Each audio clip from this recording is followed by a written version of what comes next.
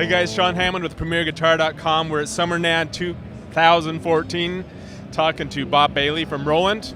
Bob, you guys have two new amps, right? Yes, we do. They are Blues Cubes. You are correct, sir. They're bigger than the ones we're used to seeing. Yeah, they are. These Less are cubey. less cubey, more bluesy. How's that? Now, Tell us about them. To my left, there's a sort of a scaled-down version of what we just heard you through. Exactly. That's the Cube Stage. That's a 60-watt version. It's kind of the basic amplifier. So if all you want is this really great tone, you would go for that amp. It's 60 watts versus the Artist being 80 watts. So it's 20 less watts, but really, really close in the amount of output. A little less in the feature department. So as you go up to the Artist, you pick up 20 watts, slightly bigger cabinet. You get an effects loop, you get a presence control, tremolo, and the capability of using the Afc foot switch with it. So it gives you much more foot switching capability. Is it technically like a two-channel amp, or? It's technically a gain switching amplifier. It shares a tone stack between the two gain channels. So Bob, would you say that the Blues Cube is like a double-channel amp, or is it more technical than that, sort of related to the Cosm stuff, or? No, it's actually a gain switching amplifier. So there's two separate gain stages that use the same tone stack. But this uses a new technology called tube logic. In the past, when we've modeled things, we've modeled for the total end result. But using tube logic, we actually modeled individual sections of the amplifier. So the first gain stage on the clean channel, we modeled a gain stage with one 12AX7 in it. Then we modeled the gain stage for the crunch with two 12AX7s. Then they go through the tone stack, which is modeled. And then that goes through the phase inverter, which is modeled, which then goes into the power section, which is a 26L6 model in this particular one. And the power supply is using a GC34 rectifier, and the output transformer, all of that's modeled separately. And then we kind of put them all together, and they interact with each other in real time, say kind of like a tube amplifier would. So the main voice of both amps is a 6L6 type voice. There's not like a bunch of bells and whistles where you can switch between any power tube you want, or? That's it, yeah. Currently the amp is a 6L6 design, and yeah, that's what you hear right there, is that good juicy 6L6 spank. What made you guys choose that? I mean, there's so many great choices to choose from in terms of power tube sections and the character that they lend the amp. What was the? I think that power section is kind of what's predominantly used in a blues situation, and because these are called Blues Cubes, we're kind of going for that voicing. We wanted that more 6L6 classic American sort of sound to the amp. A little more clean headroom. A little more clean headroom, yeah. And the grit is a little bit different than, say, a British kind of, EL84, like EL34. Yeah. Okay, so when we came in, we were hearing the clean channel with just reverb. Yep. The clean setting with just reverb. Right, and that's set up so that it's just starting to break up. It's just starting to get a little hair on the clean channel. So if you play softly, you get a clean sound. You start digging in, you get a distorted sound. So nice. It's very touch responsive. And that's what's really exciting to me about this amp, because I'm that kind of player. I'm an old school guy. I use my volume knob and my fingers and whatever I need to kind of adjust. You don't want to have to stomp a million times on a bunch of different pedals. Exactly. But you do have 6 options here, so tell us show us some of the other sounds that you can get out of it. The second sound is the crunch sound. Again, same kind of voicing, just more gain. So you have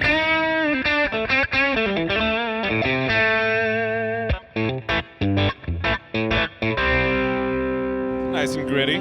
Yep, absolutely, and very dynamic. So again, you start digging in. You can go from really, really clean on that to pretty darn distorted, just simply by varying your touch. Now, people watching on video can't, through your computer, your phone, or whatever, you can't really get a sense for the volume, but that's a sort of a moderate volume. What's that actual volume knob set at, just out of curiosity? Volume knob is set about 11 o'clock on the master. Okay, the gain, so you got a ways to go. Oh yeah, I got more than a ways to go. The gain is actually at about 9 o'clock, so it's hardly up. There's tons more gain to be had on this. And then the output volume on the crunch channel is again about 10, 11 o'clock or so. So there's much, much more headroom in this amplifier. Which actually brings me to another really cool feature of this. There's actually a power control in this. So you can actually turn the power down in the power section of the amplifier. So right now I've got it set at full power, which on this amplifier is 80 watts. I can then bring it down to 45 watts or 15 watts or 1/2 of 1 watt. And the tone stays the same.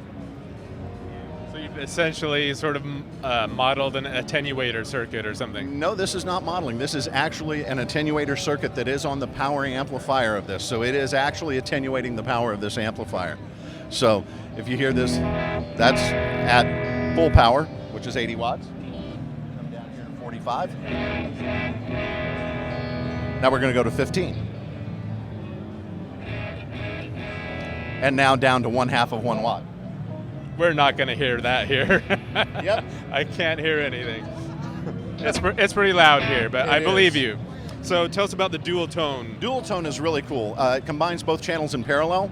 And what I'm finding that this works really well for is if you notice on the crunch, the clean, there's still a pretty good amount of bottom. You go to the crunch, because it's saturating, you sort of lose a little bit of that initial attack and things. When you combine them together, you get the attack of the clean channel and the sustain of the crunch channel, and that together is really, really cool. I can see I'm going to be able to use this a lot for solos and stuff live.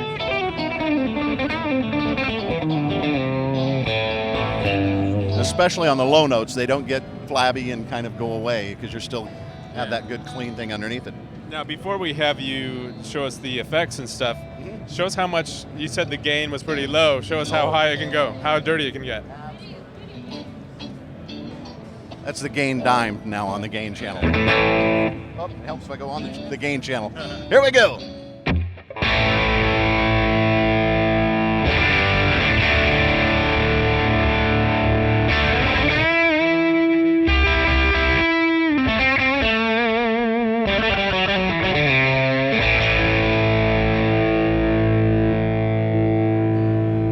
Nice.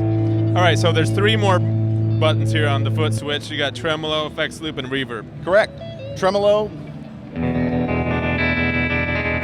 Nice swampy tremolo, man. And you can tap the tempo. There's a button on top of the amp where you actually tap the tempo and it'll match it. And then you have the depth on a knob on top of the amp. And you turn it off and on with the foot switch.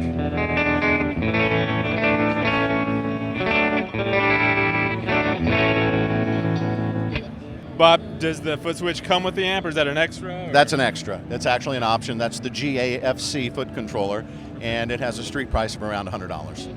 Okay, now I noticed that this foot switch has a couple other jacks on it. Is that something that would work with this to do tap tempo or anything? Not at this point, no. Okay. Yeah, so.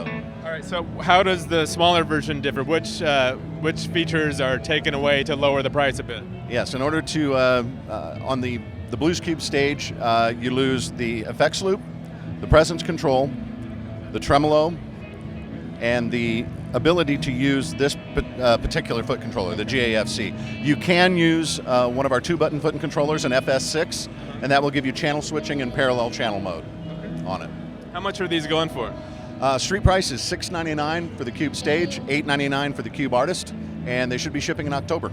Awesome. Where should people go online to find out more? Go to rolandus.com. We have all the information you want to find there about the Blues Cubes. Or I'm sure they can find something on Premier Guitar.